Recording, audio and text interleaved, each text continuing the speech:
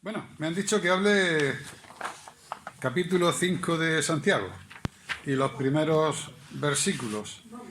Pues vamos a abrir el libro de Santiago y vamos a empezar por el capítulo 5. Vamos ahora, ricos, llorad y aullad por las miserias que os vendrán.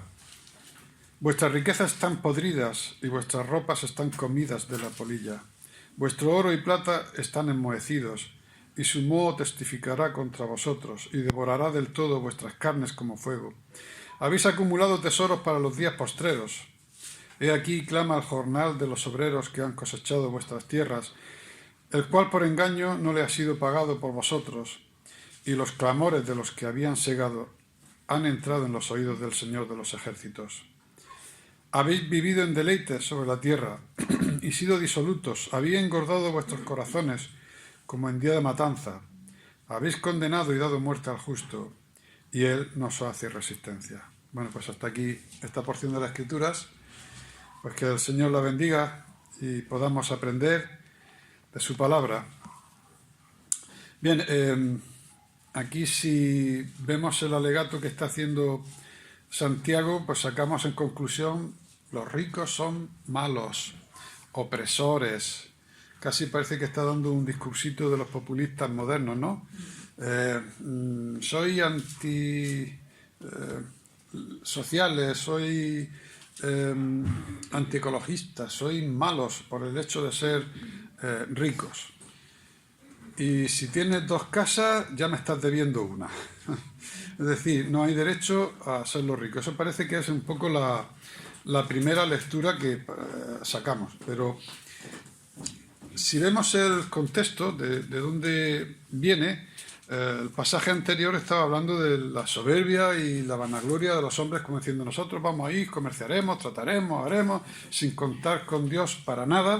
Absolutamente Dios está fuera de nuestro ámbito, de todo, a todos los niveles, hasta, no voy a decir religioso, pero económico, en la educación, en el derecho. Dios no lo tenemos. Nosotros somos los que salimos, los que entramos, y ni siquiera decimos, como dice aquí la palabra de Dios, al menos di si Dios quiere, o si Dios lo permite, o si Dios te da fuerzas. Vale. Y en este contexto, después pues va a hablar de otro punto que tiene que ver con la riqueza, los señores distinguidos, a los cuales los tratamos de un modo que no son los mismos tratamientos que le damos a otra persona que está sentada en un rincón y a lo mejor pidiendo limosna, ¿no? Si además de este texto unimos otros textos, pues por ejemplo las bienaventuranzas: bienaventurados los pobres, porque ellos heredarán el reino. Los ricos, Señor Jesucristo, más fácil es que un camello pase por el ojo de una aguja que un rico entre en el reino de los cielos. Pues parece que va todo encaminado a la maldad que tienen las riquezas. El Señor Jesucristo también presenta la parábola del sembrador, y aquella que cae entre espinos y dice que es ahogada la semilla, no sale. Cuando da las explicaciones, las riquezas y los afanes de este mundo, el deseo del poder y todo, es algo que aparece mucho. El joven rico, aquel que llegó al Señor Jesucristo y le dijo: Maestro bueno, ¿qué haré para tener la vida eterna? Y el Señor Jesucristo le dijo: has guardado la ley de Dios, has guardado los mandamientos. Y aquel: sí, desde chico yo los conozco y lo hago.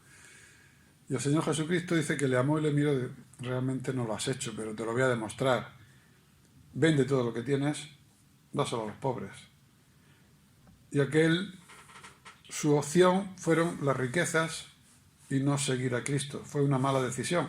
Pero él se dio en ese momento cuenta de que no he cumplido con el mandamiento de amaré a mi prójimo como a mí mismo, porque no soy capaz de compartir mis riquezas con los que tengo alrededor. Me ha dicho que lo venda todo y lo dé a los pobres. Es decir, eso es compartir la riqueza que Dios me ha dado, y no estoy dispuesto. ¿De qué estamos hablando aquí? Pues las riquezas son un tropiezo, no bien utilizadas. Pero aquí Santiago está dando la opción mala de la riqueza, no habla de la buena. Porque Incluso cuando en la parábola del rico y Lázaro, cuando Lázaro está clamando, Padre Abraham, estoy aquí en un lugar de tormento, manda a Lázaro que con su dedo ponga en agua y moje la punta de mi lengua porque estoy en grande tormento. Y él le dice, acuérdate, ¿qué? Que tú tuviste tus bienes en la tierra y este ha sido pobre. Da la sensación de que los ricos van a ir al infierno y los pobres ya han sufrido, ya han sido, ya han pasado su purgatorio, ya por haber sufrido tienes derecho a entrar en el cielo. Y eso no es así. Todos, ricos y pobres, tienen que reconocer a Cristo como Salvador. Todos tienen que reconocer su pecado porque todos pecamos. No está diciendo aquí esto. De hecho, hay grandes hombres de Dios, ricos, antaño y ahora también. Pero la Biblia menciona a Job como uno de los grandes. Y era muy respetado por el pueblo. No solamente tenía riqueza, sino tenía buen nombre y buen testimonio. Pero Abraham también era un hombre muy rico. Tenía muchos rebaños, oro, plata, riquezas. Y tenía tantos sirvientes capaz de derrotar a 3 reyes. Cuando secuestraron a su sobrino Lot, que estaba allí en Sodoma, él fue detrás e hizo guerra contra aquellos 3 reyes. O sea que no era un siervo cualquiera.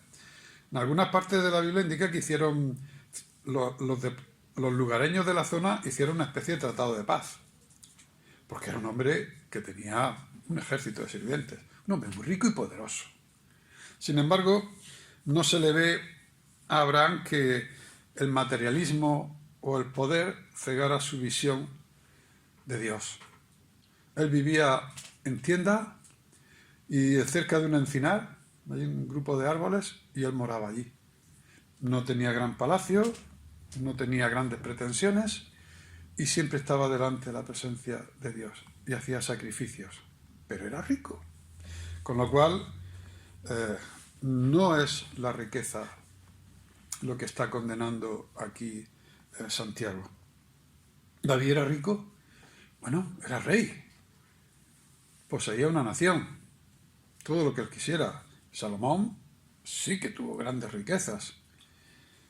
¿Y quién se las dio? Dios. Es decir, no es que sea malo la riqueza. Entonces, Santiago lo que está diciendo es el amor al dinero. Hay que decir que por entonces, para entender un poco el discurso, es que no había clase media tampoco. Es que estamos acostumbrados en nuestra sociedad en que muchos de nosotros pues también tenemos casa y coches, pero antes imaginaros que había gente que tenía casa y coches y los demás que no tenían absolutamente nada. O sea, casi había una diferencia muy grande y claro, se concentraba la maldad en las personas ricas porque el dinero es como la gasolina al fuego. Es decir, si tú tienes algo en tu corazón de egoísmo, te presentan dinero y puedes caer. Es una de las tentaciones más grandes. Y el poder. A Cristo lo tentaron con el poder, Satanás.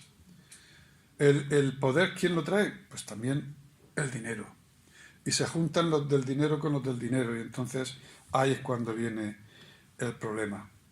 Y como he dicho antes, en el capítulo 4:16, donde decía que ahora os jactáis en vuestras soberbias, es decir, iremos, compraremos, venderemos, y el resumen te lo dice el 4:16, pero ahora os jactáis en vuestras soberbias. Toda jactancia semejante es mala. El hecho de no contemplar a Dios en tu vida, de ser tú el que reinas en ti mismo, el que no le debes nada a Dios, es decir, Dios no te ha dado inteligencia o salud para llegar donde estás. Mira, una de las cosas que me hizo mucha impresión cuando nosotros llegamos a Melilla, frontera con Marruecos, ahora ya se está viendo aquí también, pero yo nunca lo había visto. Gente abocada a un contenedor de basura sacando una manzana medio podrida, comiendo o sacando garrafas de agua para... Se vendían mucho para vacías, para Marruecos, pero lo que yo me preguntaba, yo veía a un muchacho de mi edad y yo decía, lo único que me separa de él es haber nacido unos cuantos kilómetros más acá de la frontera. Seguro que a él nace con unos padres como yo, en una sociedad como la mía. Le dan unos estudios como he tenido yo, le dan la oportunidad, a lo mejor sería 40 veces mejor que yo. ¿Qué mérito tengo yo? A mí me han dado las fuerzas, me han dado la inteligencia, me han dado mis padres, me han dado nacer en un país determinado. Si no, yo no tendría eso mismo. Entonces, ¿por qué no le estamos dando la gloria a Dios? ¿Por qué nos creemos que todo lo hemos hecho con nuestro esfuerzo? Me pesa a veces cuando oigo de gente conocida y compañeros, porque a mí nadie me ha regalado nada. No es cierto. No es cierto. Si tienes salud, tienes fuerzas para hacer las cosas, otros no la tienen. Tienes juventud, pues todo eso te lo ha dado Dios. Entonces, aquí está diciendo vuestra jactancia es mala. Y luego, más adelante, más atrás, cuando pasó lo de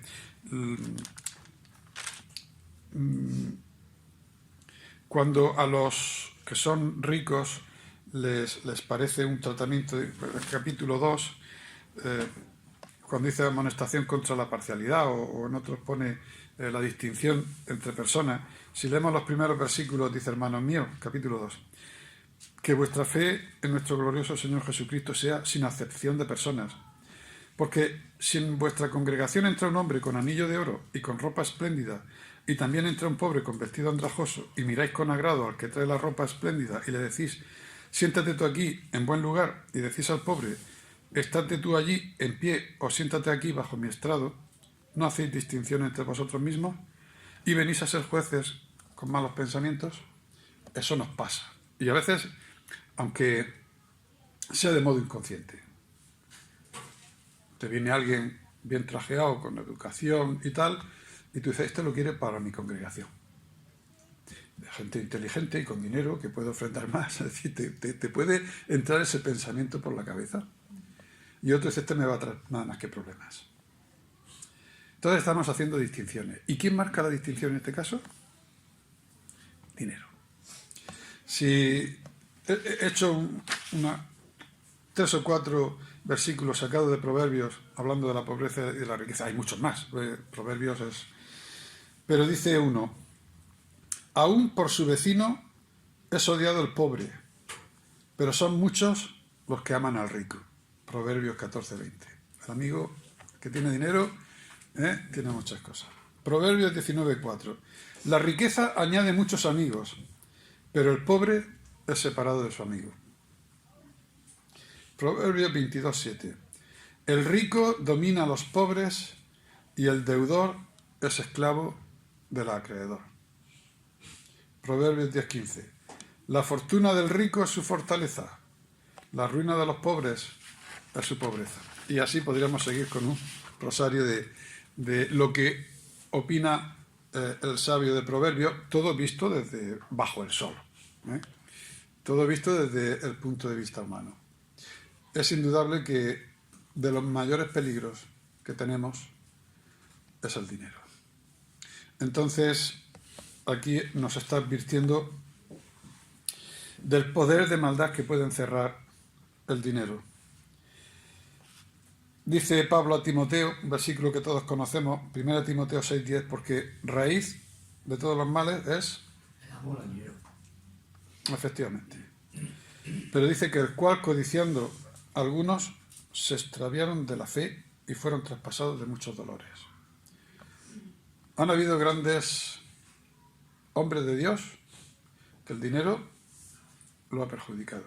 Han preferido irse detrás de, yo qué sé, mega predicadores, mega no sé qué, televisiones, famosos, y el dinero le ha cambiado. Es difícil mantenerse si no te das cuenta antes, porque hemos dicho antes de Abraham y Lot, Lot acabó en Sodoma, pero en un principio no fue así. Es decir, cuando los pastores de Abraham, que era muy rico, y su sobrino también tiene mucho, empezaban a pelearse por los pastos, Abraham dijo, mira, ancha es Castilla, mira todo el mundo que hay aquí delante, pues pongamos distancia para que haya ganado por un sitio y por otro. Y Lot miró la llanura de regadío que estaba cerca de Sodoma y le gustó. O sea, hizo una buena elección. Es decir, iba mirando dinero, poder, más ovejas. Y Abraham, pues, tomó por el otro lado. Que no es malo. Pero la palabra de Dios dice que cada vez iba acampando más cerca de Sodoma. Y eso fue lo malo. Podría haberse mantenido allí, era una buena tierra, tenía buenos pastos, pero fue acercando más sus tiendas. Y cuando se acercó más las tiendas, oye, vio una buena moza que le gustó y se casó con una de allí. Y tuvo hijas, y tuvo yernos. Y aunque él no participaba de eso, porque en 2 de Pedro 2:8 dice que clasifica a Lot como un justo que afligía todos los días su alma por la conducta nefanda de aquella gente. Es decir, realmente no estaba a gusto. Pero a lo mejor no hubiera querido entrar. Pero ya tuvo un lazo con la mujer, entró dentro y al final salió sin nada, perdió todo y luego encima tuvo una descendencia tan mala como fueron los amonitas y los moabitas, que siempre estuvieron hostigando al pueblo de Dios. Qué triste que de la misma estirpe que Abraham tuvieran los enemigos de Israel por siempre por la descendencia de Lot. Y todo esto llegó porque no se dio cuenta a tiempo de haber dicho: no doy un paso más. Él entró a Sodoma y Abraham quedó en el encinar de Manre, donde allí habitaba también en la presencia de Dios. Hermanos, muchas veces lo de Santiago está puesto aquí para nuestra amonestación. Quien crea que esté firme, mira que no caiga, porque nos pueden hacer muchas ofertas y no son honestas. Que no sucumbamos dando un pasito, porque como dice Santiago, el que diga que Dios le ha tentado es mentira. Cada uno se tienta de su propia concupiscencia. Después la concupiscencia da lugar al pecado y el pecado trae muerte. Entonces, si eso lo sabemos, es una pequeña cosa. Ahora mismo sí que podemos ponerle freno. Mi padre mencionaba mucho, porque aquí en Murcia, porque claro, todo el mundo agricultor, aunque ya no tanto, que hablaba de los árboles injertados. Es una maravilla verlo. Es decir, yo tenía un naranjo amargo en el jardín y él llegó un día con un brotecito de su huerta de naranjos dulces. Y entonces hace unos cortecitos, le abre así como una ventana a la corteza que estaba jugosa en primavera, le mete aquello, le cierra, le pone un poquito de barro, le pone un trapo ahí agarrado y con el tiempo, 2 semanas más tarde, le quita el trapito y allí tenías un brotecito verde así. Al tiempo empezó a crecer y luego, así, en diagonal, cortó todo el árbol y solo dejó esa ramita. Todo ese árbol nutre mucho, tiene mucha fuerza, con la cual esa rama pronto se hizo y hace así, y se pone encima. Que es lo que, no sé si habéis observado muchos árboles que tienen como una especie de rodilla de elefante, así como una especie de nudo central. Ese es el injerto que se le ha puesto. Bien, ¿a dónde voy? Durante toda la vida, por debajo de esa rodilla de elefante, aparecen brotes. Si tú los dejas, vuelve a salir el naranjo amargo, y además con muchísima fuerza. Si no lo cuidas, es capaz esos brotes de naranjo amargo volver al estado de antes. Bueno, si te das cuenta, hay un brotecito y haces así con el dedo, la yema, plaf, y se cae. Es fácil y no es doloroso para el árbol. Pero cuando ya tiene una rama grande, ya empleas tijeras. Ya es un poco más sangrante. Pero hay a veces que sale ya toda una rama bien gorda y tienes que intervenir con el serrucho y es mucho peor. Con esto quería poner mi padre el ejemplo de que hay momentos y tiempo para decir no a las cosas antes de dejarnos llevar. Después es demasiado tarde, como le pasó a Lot. Las riquezas efectivamente son un freno. A Judas no sé cómo sería su principio para seguir a Cristo, si en el primer momento pensó o no, pero le fue dado el cargo de secretario, el que llevaba la bolsa. Y Lucas mencionaba que metía mano, le gustaba. Y ya no sabemos si él quería ser secretario del Señor Jesucristo, no por seguir a Cristo y su enseñanza, sino porque él sabía que vendría un nuevo reino del cual yo tengo muchas opciones a tener un gran puesto de secretario. Digo yo, eso no lo dice la Biblia, ¿vale? Pero sabemos que las riquezas fue su punto débil. Cuando vio que no iba a haber reino, porque el Señor Jesucristo dijo que mi reino no es de este mundo y ya lo iban a crucificar, dice, es un don nadie. Pues bueno, al menos le sacaré dinero traicionándola. El dinero es raíz de todos los males y muchos fueron traspasados de grandes dolores. No se equivocaba Pablo al decirle esto al joven Timoteo. El joven rico no quiso apartarse de las riquezas y despreció la oportunidad de seguir a Cristo.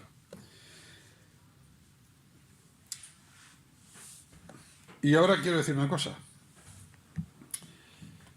Satanás es el rey de lo inmediato. El que te ofrece... Lo que no te ofrece Dios, yo te lo ofrezco. Es decir, vas a tener riquezas o vas a tener poder. Y hay que tener cuidado porque sabe tentar muy bien. Y lo hace de manera que no te das cuenta. Pero el Señor Jesucristo, contando una vez a través de una parábola a los que le estaban escuchando, hablando de un hombre que tenía ansias de poder y que había tenido una gran cosecha y que dijo, ¿qué voy a hacer si no tengo dónde guardarla? Y dijo, pues voy a derribar los graneros, voy a hacer otros más grandes, voy a acumular. Y el fin último es la siguiente frase. Alma, para toda tu vida tienes bienes guardados. Huélgate, regocíjate, vive la vida. ¿Eso no lo piensa mucha gente hoy día? A ver, seamos francos. Nos gusta a nosotros, ¿verdad? Es fácil caer en eso. Y luego lo de huélgate, recréate, ¿qué es? Olvídate de Dios. Mala cosa. Y el Señor Jesucristo le dice, pero ¿qué le aprovechará al hombre si ganase el mundo entero? Imagínate que llegas a ganar el mundo entero. Oye, con honradez, hasta bien ganado. Cuando esta noche vengan a pedirte tu alma, todo lo que has hecho y proyectado, ¿para quién va a ser? Porque tú no te llevas nada. No te llevas nada. Recuerdo una vez un americano que estuvo misionero en Colombia. Y estaba allí en Melilla visitando a su hijo, que era el pastor de la iglesia donde nosotros estábamos. Y le tocaba a él predicar, pero no llegaba. Llegaba tarde. Y entonces él llegó tarde y dice, disculpad hermanos, pero me ha pillado la comitiva de un entierro. Y no hay muchas más calles para sortearle, tuve que estar detrás de la comitiva. Dice, bueno, dice ya, pues os digo que he estado en no sé cuántos países, dijo el hombre, dice, y he visto esa comitiva muchas veces, pero nunca he visto, ni lo veré, que detrás de esa comitiva vaya un furgón blindado con todos los dineros, oro y bienes de ese hombre. Dice, porque no se va a llevar nada. Y a veces le quitan el anillo si es de oro, y hasta le registran en el bolsillo de la mortaja por si acaso. No se lleva absolutamente nada. Dice, eso he observado que es así. Entonces, ¿de qué viene eso tan enfermizo de querer granjear el mundo entero? Yo he tenido tíos ricos. No me conocía. Una vez mi propio tío me paró en autostop. Yo estaba estudiando en Molina y a veces hacía en aquellos tiempos autostop y me llevaban para Archena. Ponía mi letrerito y la pregunta típica de aquella época, Nico, ¿tú de quién eres? Y le digo, chache, ¿no me conoces? Las riquezas la hacían apartar de todo el mundo porque que no me pidan. Todavía vive el hombre. Mi tía ya murió. Pero tenían 80 y tantos años y todavía seguían con planes de poner una fábrica nueva, no sé qué, y tal. Pero vamos a ver, si no te vas a comer todo lo que has acumulado, déjalo ya y disfruta la vida. Es una enfermedad. ¿De qué te vale granjearte el mundo entero si pierdes tu alma? ¿O qué recompensa dará el hombre por su alma? Con lo cual está diciendo aquí que ni el mundo entero paga la vida tuya. No puede. Y entonces, ¿qué haces con esos tesoros? Se van a enmohecer, como dice aquí, vuestro oro y plata están enmohecidos, y su moho testificará contra vosotros. Es decir, vuestras riquezas están podridas y vuestras ropas están comidas en la polilla. ¿Sabe lo que me recuerda el texto este? Cuando a veces descubren un enterramiento con todas sus cosas ahí y ves los vestidos rotos, si tiene oro y plata que permanece pero están absolutamente enmohecidos. Dice, esa es la imagen que tengo. ¿De qué te vale tus riquezas? Están totalmente podridas. Y además, la intención de aquí sería decir, ¿cuál es el origen de tu riqueza? ¿De dónde la has sacado? ¿Del que clama al jornal de los obreros? ¿De los segadores que no le has pagado? La Biblia en Levítico dice, no retendrás el pago de tus jornaleros y no le pedirás prenda por algo, ni le la capa sin que llegue la noche y se la devuelvas, porque el pobre solamente tiene su capa para dormir. Entonces, ¿de qué tienes tus riquezas? Están podridas, ¿de dónde vienen? No son honestas. ¿Y de qué te va a aprovechar? Esta noche vienen a pedir tu alma y todo lo que has provisto, ¿de quién será? No tiene sentido. No tiene sentido. El verdadero tesoro es tener a Dios en tu corazón. El verdadero tesoro es estar en paz con Dios.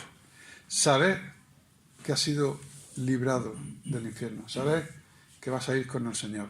Sabes que has entregado tu vida, que has pedido perdón al Señor, que has quebrantado tu vida. Ese gozo, esa paz es lo más grande que hay.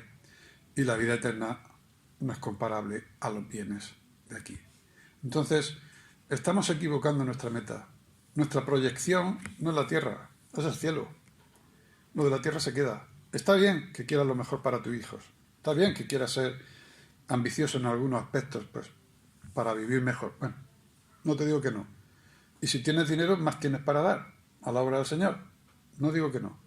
Pero no equivoquemos nuestra mirada.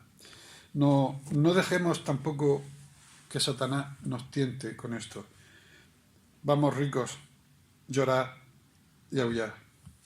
Y no se refiere a los ricos como Abraham, que tenían su mirada puesta en el Señor, sino a aquellos ricos que han despreciado a Dios por las riquezas. Han cambiado a Dios por Mamón, que era el Dios de la riqueza. Y el Señor Jesucristo, no podéis servir a Dios y a Mamón. Es incompatible. Que no quiere decir que tengas bienes, pero no puedes tener amor a esos bienes. En 1 Timoteo 6,17 hay una enseñanza para los ricos. Le dice Pablo a Timoteo 6,17: a los ricos de este mundo enséñales que no sean altaneros, ni pongan su esperanza en la incertidumbre de las riquezas, sino en Dios. Esto es el verdadero enfoque. Es decir, no es malo ser rico, pero dice que a los ricos que no se les suba esto a la cabeza, ni se pongan por encima de otros porque son hermanos con ellos y igualmente herederos con Cristo, a la par. Pero lo que sí le viene a decir, no pongan su esperanza en la incertidumbre de las riquezas, porque de un día para otro también pueden desaparecer, sino en Dios. Y ahora dice, el cual nos da abundantemente todas las cosas para que las disfrutemos.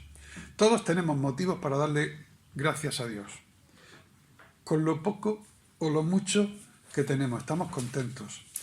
Y también decía Pablo, en teniendo comida y sustento, ¿no?, estemos contentados. Estemos bien. No tengamos nuestra ansia puestas en tener el dinero o el poder. Así que a los ricos de este mundo, enséñales que no sean altaneros. Ahora hubiera faltado la siguiente frase abajo. Y a los pobres de este mundo, enséñales que no quieran ser como ellos y que su vida esté enfocada solamente a eso, porque va a ser una amargura. Es la raíz de muchos males y vaya a ser traspasado de muchos dolores. A veces yo me pregunto cómo hubiera sido yo de haber tenido una oferta de dinero o ser rico. ¿Seguiría estando aquí? ¿Me hubiera apartado? ¿Hubiera tenido muchos problemas? No lo sé. El Señor sabe a quién da la riqueza. Si no me la ha dado a mí, por algo será. Porque es muy tentadora la riqueza. Entonces, no vamos a culpar al Señor de lo que nos ha dado, porque dice que nos da abundantemente todas las cosas para que las disfrutemos. Así que seamos ricos en las bendiciones que el Señor nos proporciona. Gracias.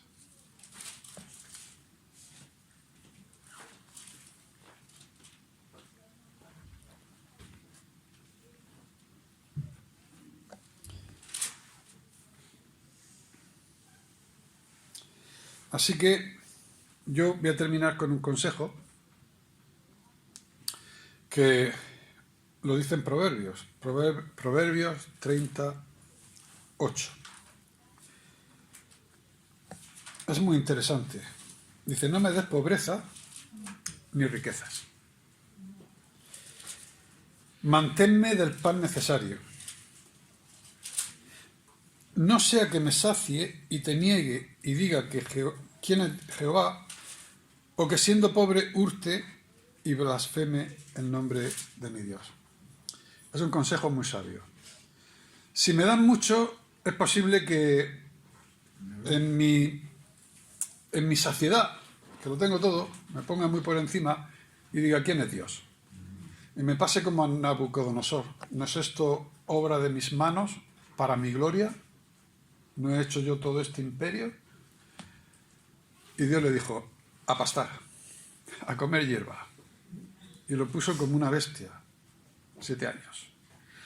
O el caso contrario, que tenga tanta necesidad, que tenga que quebrantar los mandamientos, que tenga que robar, que tenga que hacer cosas que aún no quiero, porque quiero vivir. Entonces, ni me des pobreza ni riqueza. Porque lo último que quiero es blasfemar tu nombre. Y el Señor Jesucristo, en Mateo 6:25, dice, no os afanéis por vuestra vida, qué habéis de comer o qué habéis de beber, ni por vuestro cuerpo, qué habéis de vestir. No es la vida más que el alimento y el cuerpo más que el vestido. Viene a decir, no es la vida más que los manjares que te ponen en una mesa o los bienes que tú puedas tener, o la salud, el cuerpo más que el vestido. Es decir, no deja de afanaros y que el objetivo de vuestra vida sea sufrir porque quieres, sino disfrutar de lo que tienes. Yo, hace tiempo, cuando un cantante famoso, Peret, se convirtió al Evangelio y se retiró de la vida de cantante y empezó a componer canciones cristianas, y en fin, tuvo una época en que el Señor lo llamó. Y recuerdo una entrevista que hacía por entonces una radio cristiana, no me acuerdo cómo se llamaba, pero el entrevistador, no, hubo una llamada del público, una mujer que le dijo, parece mentira que usted, lo que no conocí, porque Pérez, el gitano, estos de anillos de oro y de, en fin, espléndido, todo lo tenía, dice, y fama, entonces era muy famoso el hombre, dijo, parece mentira que usted, teniéndolo todo, lo haya tirado todo por la borda. Y esta frase se me quedó grabada. Señora, he dejado nada para tenerlo todo. Sí, después él tuvo también otros tropiezos más tarde y tal, pero porque supongo que dentro del mundo gitano decía hermano, hermano, y todos tratarían de sacarle cosas que al final me tuvo que volver otra vez al mundo de la canción, pero aquello en aquel momento lo dijo bien. Señora, he dejado en nada, porque todo esto son la gloria de este mundo, para tenerlo todo, que es la salvación en Cristo Jesús. Pues bien, dejamos aquí, concluimos estas palabras de Santiago, que no son un discurso contra los malos, sino contra el amor al dinero. Que el Señor lo que te ha puesto en tu mano, rico o pobre, tú lo utilices. Cuando llamó a Moisés, Moisés había sido hijo de Faraón, era lo más grande, el país más grande culturalmente y poderoso. Era el tío, el número 2 o 3 del mundo, Moisés. vamos a decirlo así. No había ningún imperio que le resistiera a Egipto. Y no hizo nada, o lo que hizo, lo hizo mal. Después está otra tercera parte de su vida cuidando cabras. Y no tenía nada. Entonces el Señor lo llama cuando no tiene nada. Y él le dice, no, yo no puedo hacer, yo hace mucho tiempo que ya, pues yo soy, ya me cuesta dirigir las cabras con lo que son, yo no valgo para dirigir un pueblo. Y él le dice, ¿qué tienes en tus manos? Un callao. Pues con eso vas a conquistar el mundo. Vamos, tal era el poder que Dios le dio a través del callao, que cuando Faraón veía venir el callao con Moisés, pero parece que venía venir el callao antes que Moisés. Ese instrumento fue el que Dios utilizó. Entonces, somos llamados a lo que tenemos, ricos o pobres. Pues que el Señor bendiga su palabra.